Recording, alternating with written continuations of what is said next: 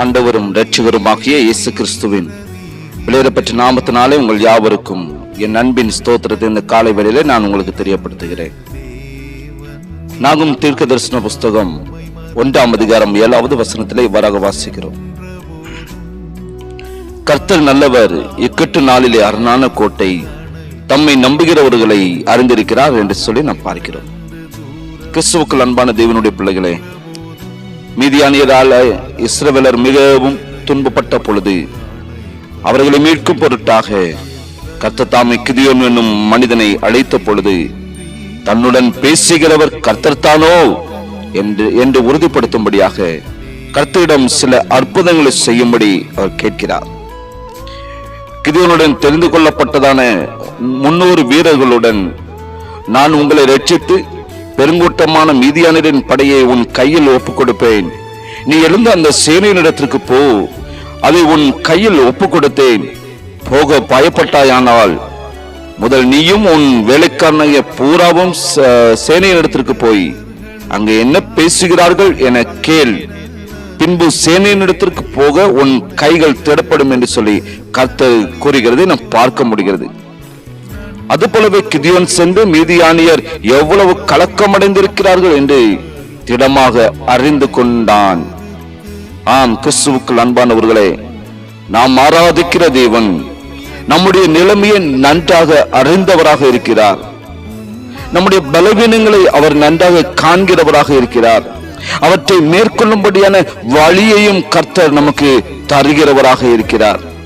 மாத்திரமல்ல, தம்முடைய கிருபையை தந்து அவருடைய கிருபையினால் நம்மை பலப்படுத்துகிறவராக காணப்படுகிறார். ஆனால் நாம் கர்த்தருக்கு முன்பாக உண்மையுள்ளவர்களாக காணப்பட வேண்டும் என்று சொல்லி பரிசுத்த ஆவியானவர் வாஞ்சிக்கிறார்.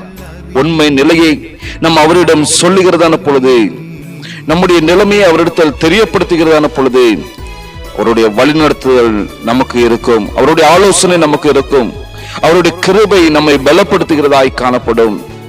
மாத்திரமல்ல, அவருடைய வழிநடத்துதலுக்கு நாம் கீழ்ப்படிந்து அதன்படி செய்கின்றதான பொழுது நம்முடைய வாழ்க்கையில் நாம் ஒரு வெற்றியை காண முடியும், நம்முடைய வாழ்க்கையில ஒரு விடுதலையை பெற்றுக் கொள்ள முடியும்.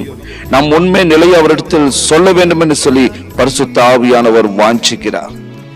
எனவே கிறிஸ்துவுக்குள் அன்பானவர்களே, கிதியோன் தன்னுடைய நிலைமையை அப்படியே தேவனிடத்தில் தெரியப்படுத்தின பொழுது கர்த்தர் கிதியோனை கொண்டு பலப்படுத்தினார், பெரிய காரியங்களை செய்தார் என்றால் நாட்களில் நம்முடைய நிலைமையை அறிகிற கர்த்தரிடத்திலே நாம் தெரியப்படுத்துகிறதான பொழுது உங்கள் நிலைமையை கர்த்தர் முற்றிலுமாக ஜெயமுள்ளதாய் மாற்றுவார். அது என்ன காரியமாக இருந்தாலும் கர்த்தர் உங்கள் வாழ்க்கையில பெரிய காரியங்களை செய்ய அவர் வல்லமுள்ள தேவனாக காணப்படுகிறார்.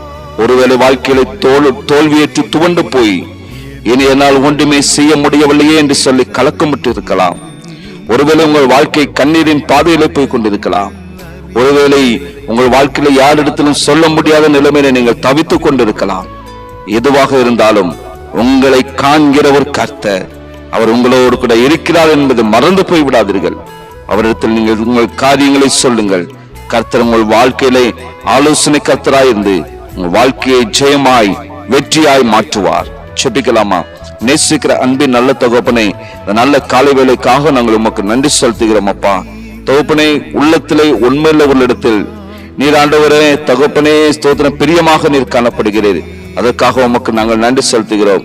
நாங்கள் மனதார உண்மை மாத்திரம் நேசிக்கவும் உண்மை மாத்திரம் குறித்து நாங்கள் பேசுவதற்கும் உம்முடைய வழிநடத்துதலை நாங்கள் பெற்று அதற்கு கீழ்ப்படிந்து அந்த பாதையிலே நடப்பதற்கு பரிசுத்த ஆவியானவர் நீர் எங்களுக்கு கிருபைகளை தந்து வழி நடத்துவீராக. தகப்பனே ஸ்தோத்திரம், நீர் ஒரு நாளும் எங்களை கைவிடுகிற தேவன் அல்ல. நீர் எங்களை ஆற்றுகிறீர், தேற்றுகிறீர், பலப்படுத்துகிறீர். இந்த கரத்தில் அர்ப்பணிக்கிறோம். இரட்சகர் இயேசுவின் நாமத்தில் ஜெபிக்கிறோம் நல்ல பிதாவே.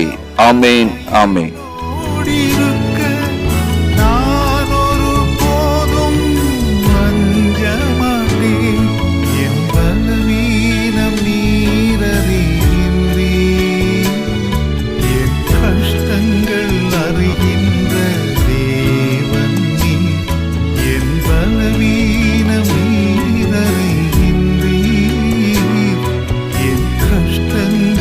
அறிகின்ற தேவன் நீ